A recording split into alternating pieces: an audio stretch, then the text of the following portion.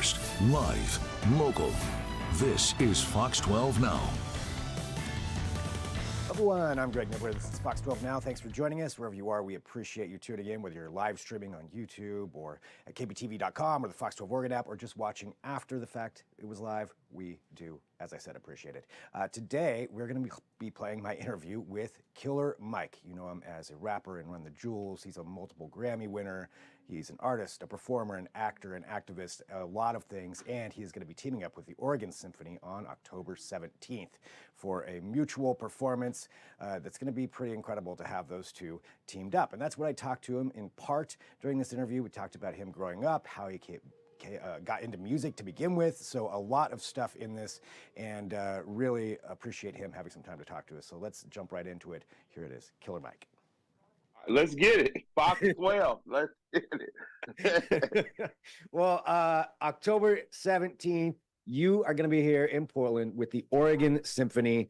I mean, following some pretty amazing mashups they've had before. We've had Common, Nas, Cypress Hill last year. I saw the Nas one, saw the Cypress one, got to catch the Common one. I performed with the National Symphony Orchestra in D.C., so I know that these shows are incredible. A friend of mine named Piccolo has been doing them. He's from Miami, but he's been doing them in Atlanta with Gucci Mane, Jeezy, and T.I. So I love, as a kid, I grew up in the West Side Symphony Orchestra by Mr. Dyson was our instructor. And I grew up loving rap music and probably frustrating the heck out of Mr. Dyson, trying to convince him to play NWA or something on the symphony orchestra. So it's a very proud moment for me to be performing in Portland with the orchestra. I mean, it's amazing. I mean, just talking about that, you know, with your background of performing like that, I wonder where Mr. Dyson is now, if he could see you now. I do too. I often wonder that. Mr. Dyson, I grew up, when I tell people about me growing up, I grew up in an all-black world, weirdly enough. I grew up in a neighborhood that was started by black people in 1946. It had everything from working class to affluent black people. We had great schools, from Frederick Douglass High School to Collier Heights Elementary. Mr. Dyson was my elementary orchestra instructor, and he was one of the only 3 white teachers I had in my entire life. And Lord knows, a bunch of kids running around loving rap music to this man who was committed to us learning music history and knowing about the symphonies and orchestras and stuff. I know at times I frustrated the Jesus out of him, but he was a kind instructor and a very nice man.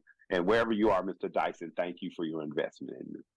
Well, if you look at that, you know, the history of learning some of that music, even if you were running around wanting him to play NWA, you know, you still obviously it's stuck with you. Yes, you still learned something about that side. Absolutely. And, you know, when you look at that, like music education and the importance of that, how do you think, even if it may not have overtly done it, how did that kind of thing influence your career later on in your musical choices? No, it's influenced me at every step, whether it was Mr. Dyson in my elementary school or Miss Bishop, who was a black woman who was head of the arts department at Frederick Douglass High School. She had gained entry to college and traveled the world because she was an orchestra. She was an opera singer. Her dedication to us as kids going to Frederick Douglass High School was to use our talents in the arts, whether they were theater, music history, chorus, visual arts, to use that to get us to matriculate to the next level of education, which was college. So for me, the arts have always been important, whether they were great American writers like Zora Neale Hurston or Langston Hughes or Mark Twain or Robert Frost, or whether it was artistic in terms of, I was inspired. If people have ever seen Michael Render's jewelry collection, all of my jewelry is based on art that I couldn't figure out how to steal. I wanted to have the winged Victorious of Mothras in my house. Unfortunately, it's in the Louvre Museum in Paris. I couldn't figure out how to steal it, so I just went and had a 1 kilo version of it made. I have the Angel Michael slaying Satan, which is in front of the College of St. Michael in Berlin, I believe. So for me, the arts have been incredibly important. The arts started being taken out of school in the 80s under the Reagan administration, unfortunately. But what I've seen in recent times is that art teachers, like my old art teacher, Mr. Murray, who now teaches us how to grow food, have kind of come outside of the classroom and taken arts into the streets. So I'm happy that the arts had such a profound influence on my life, and I'm hoping that they make a return to schools alongside things like trades, so that kids aren't necessarily necessarily want to go to college and be college bound, or if they go to college, can go to college for things that are artistically minded and will enrich their lives in much deeper ways than we give credit for. I think you hit on something really important there too, just talking about your teachers and the ones that were teaching you, because that helped shape who you were getting to that next level, because that's how important the arts are. I fully believe in that as well. Absolutely. You know, when you talk about that for kids, you know, for kids that are growing up now, you know, not when they started taking it out of the 80s, maybe now there aren't as many art classes, Yes. there aren't as many opportunities for that. When you look Yes. outside of the school, though, you mentioned that. What are some opportunities for kids Well, to learn more and to find that, I guess, themselves? man, one of the proudest things in moments of my life was being accepted to the board of the Atlanta High Museum. The High Museum of Art in Atlanta currently has a beautiful, beautiful rollout for Mr. Kasim Dean and Alicia Keys, and they would be known as Swiss Beats and Alicia Keys. They have an amazing art collection, which includes portraits of them by Kendall Wiley, other stuff. They got an opportunity, and I was a part of the board to help bring that to Atlanta. Well, Swiss Beats grew up a kid, part of his childhood right here in Atlanta in Stone Mountain, riding motorcycles, going to Stone Mountain High School, things of that nature. So it does full circle.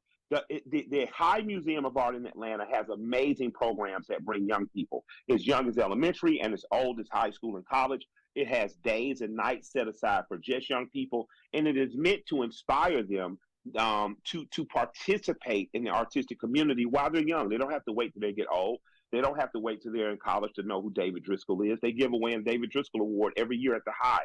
And everyone is invited to the awards dinner. So for me, my part in keeping art thriving in my local level is to be the same kid that served in Mr. Dyson's symphony, the same kid that sat in Miss Bishop's chords class, the same kid that was in Miss Renfro's and Mr. Murray's art classes. It's the same kid who sits on the art board, on the board of the Atlanta High Museum, the High Museum of Art in Atlanta now, and gets to help, because I'm on the education committee, gets to help keep that connection going, where kids get a chance to be exposed to museums early, kids get a chance to appreciate art early, and kids know that they're supported by the adults in their community in their endeavors of arts. That's amazing. I mean, yeah, bringing it back full circle, just like you mentioned. Yeah, absolutely. You're still that kid. You're just now the one sitting on the. Exactly. Just 40 years have passed, but I'm still that kid. I mean, when you think about that, you know, I think that's another key thing you said there. You know, the local aspect, and for people out there, you know, that is one of the most important things, I think, too, is just getting involved in your local community. Hyper local. Yeah, but for people who may not know how to go about that or may not think about it in that way, what would you recommend for people out there to get involved in the local community, and why it's so important? So while we're wasting time arguing on Twitter, Facebook, and IG, I just put up a post like, who's doing art in my community? Who's doing murals in my community? How could I help? What's my local museum doing to make sure that local working class folks know that they're welcome to enjoy too? What local artists can I be supporting? What local galleries are they? A lot of times, man, fancy steak dinners and dates are great. But with that said, when me and my wife were dirt poor, sometimes we just eat a fish sandwich and walk around the museum for 2 hours. And I think that we should all find an entryway into art and support it as best we can on a local level that way. I love that. Yeah. And there are so many people out there that they're going to appreciate you showing up, like anybody showing up, you know, absolutely. Absolutely. Looking at, you know, coming back to the symphony, talking about the art side of things and just, you know, how important that is, you know, here locally, the Oregon Symphony is huge. I mean, I know. And yeah, what it does, you know, for our downtown, you know, Portland's had its ups and downs, but the symphony I think is a big part of drawing people back downtown. And, you know, when you're preparing for something like this, clearly you've done it before, but what do you have to go through for adapting your music to that or working with them? Like, what's that process like just musically? Well, the cool thing about working with symphonies is that most of the time the people not only know classical music, they're tuned to jazz. They have some. Who doesn't like R&B and gospel? So they're very good at bringing the finish line closer to me.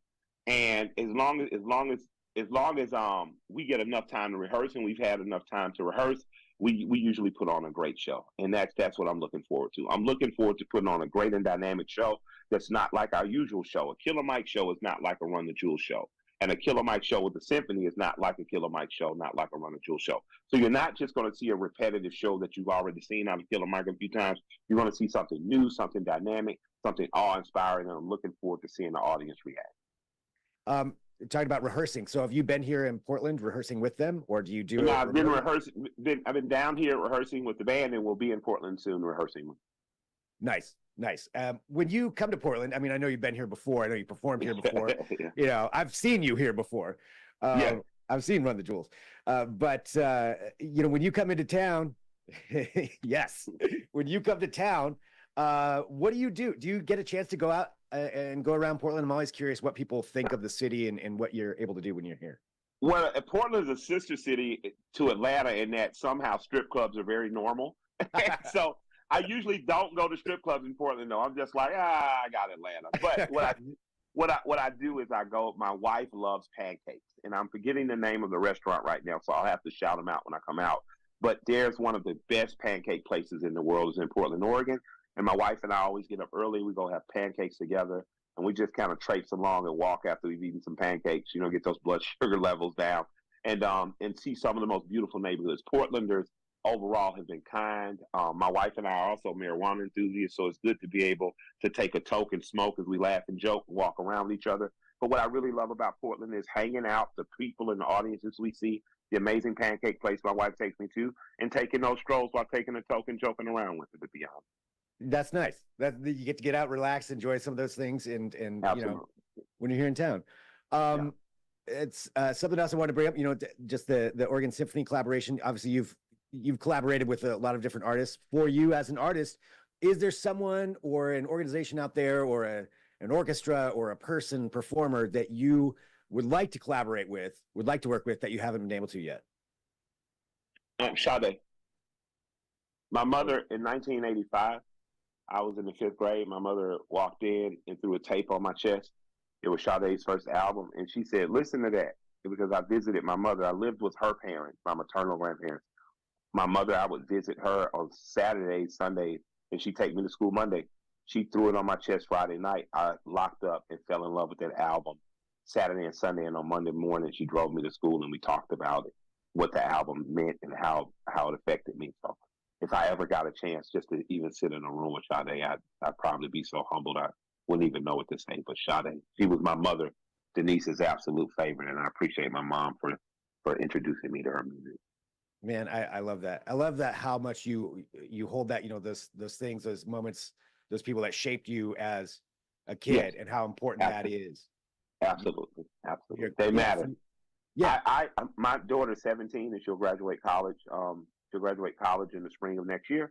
And I still, as I find interesting stuff from an artistic standpoint, I'm constantly sending it to her IG and her telephone because, you know, even though she's probably going to grow up to be a medical doctor or something, she's an artist at heart. And I never want that part of her imagination to die. Wow. Incredible. Well, I mean, you know, look at your daughter being 17. We've been talking about you growing up, and now, you know, you're on the board. You have a Killer Mike Day. Yeah, I do.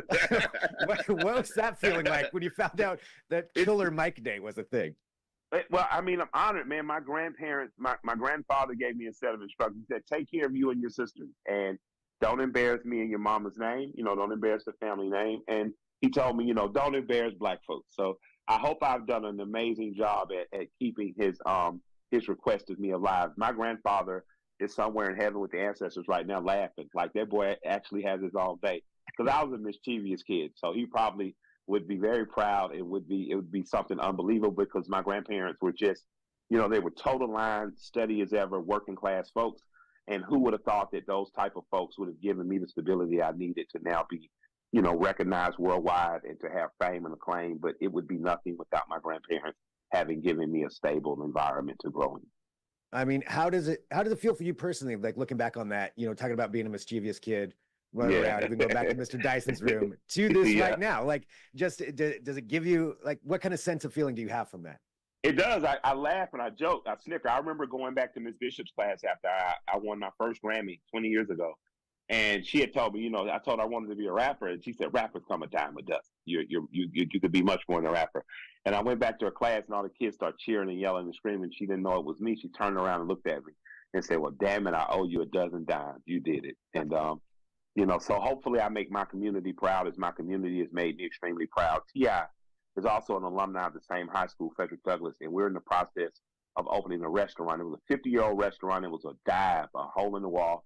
We bought it. We've turned it into a family-style restaurant. Same recipe, same great food, but much better seating and views now. I'm very proud to be a part of my community in that way. I'm proud to be an artist they produced that was able to take art, create commerce, make some money, come back and reinvest in the same community that created me. And hopefully for the next 50 years, you'll hear Tip Harris and Michael Render provided something that gave kids the same stability that allowed us to come. Man, that's amazing. Yeah, that's great. And taking something like that's local again, going back to that local aspect, 50 years to dive. And that's what it's all about. What it's all about. Yeah, everybody's got a place like that in their neighborhood too. Yes. Well, for you mentioned it, so I have to ask because everybody's going to want to know. For Run the Jewels, can we expect anything new coming out? Well, we got something new on the Call of Duty soundtrack. LP did the track. I'm rapping my butt off. Rock D, the legend, aka Mr. Kryptonite, the writer of Kryptonite from the Purple Ribbon All Stars. He's on it, and I'm in the studio making music. I host a lot of guest verses. I'm doing that. We did Michael and the Mighty Midnight Revival, which was an epilogue to Michael. We just dropped about 4 or 5 weeks ago, actually. And whenever L calls and says, "Hey man, I'm finished with the UFO convention. Me and the dogs have had a great summer. I'm sending you some beats. Then I'm gonna get my butt in there and start rapping." We worked a straight decade, 123 days a year on the road, just working our butt off. And it's good to see my rap partner, my brother LP, enjoying some of the spoils of that, kind of traveling, having a good time, spending some time with his wife and with his puppies. And when I got 4 kids, my last one goes to college this year. I'm probably going to take a little time to sit down in the spring, but whenever it's time, and we're going to go full force. Nice. Well, final thing here too for Portland. You mentioned that this isn't a normal Killer Mike show. This isn't a Run the Jewels show. No. This is a special kind of show. Yes. So for everybody coming out to see Killer Mike at the Oregon Symphony, what should they expect, and what would you like them to take away, like from that experience when they walk out of that room? How do you want it's going to be something transformative. I want all of us to be, first of all, the more people that can wear white, the better. I'm going to probably be wearing some version of white on stage. But what I like is that human vibration and vibes and energy is real. And when we all are like those instruments and we get tuned into the same notes, it's amazing the feeling we have in that room. It's amazing the feeling we take out of that room back into the real world. And it's amazing what we can accomplish if we keep that same vibe. And so I've always said I don't have fans, because once you go cold, fans turn off. I have supporters, and supporters are a community of people. They supported me for 20 years in my career. They supported me every step of the way, whether it was Killer Mike is a Purple Ribbon All-Star, Killer Mike is an independent artist, Killer Mike is one half of Run the Jewels. And what I'm looking forward to is growing that community. I'm looking forward to a crowd full of people. I'm looking forward to having church with the orchestra behind. And I'm looking forward to people feeling. I'm looking forward to laughter and cries. I'm looking forward to tears of joy and tears of mourning, getting past some of the hardships together. But I'm looking forward to a communal experience and not one where people feel isolated, segregated, or apart from each other. Love it. Well, you know what? Consider me a supporter then. I was going to say fan, but supporter. Absolutely. Well, Mike, thank you so much, for having some time to talk to us too. I really appreciate it. Love and respect, and I'll see you there. Yeah. Oh, definitely. I will be there. I'll see you. All right. Again, huge thank you to Killer Mike and the Oregon Symphony for helping to arrange that. Obviously, their pairing is going to be on October 17th. So coming up very soon for people who want to get in there and check that out. And again, we're here at Fox 12 Now, here from the Fox 12 Oregon headquarters. And thank you for joining us. We have lots more coming up this afternoon. But if you ever want to watch any of our segments afterward, don't forget, they're available on YouTube at KPTV.com or, of course, the Fox 12 Oregon app. But I will talk to you soon. I'm Greg Nibbler. This is Fox 12 Now.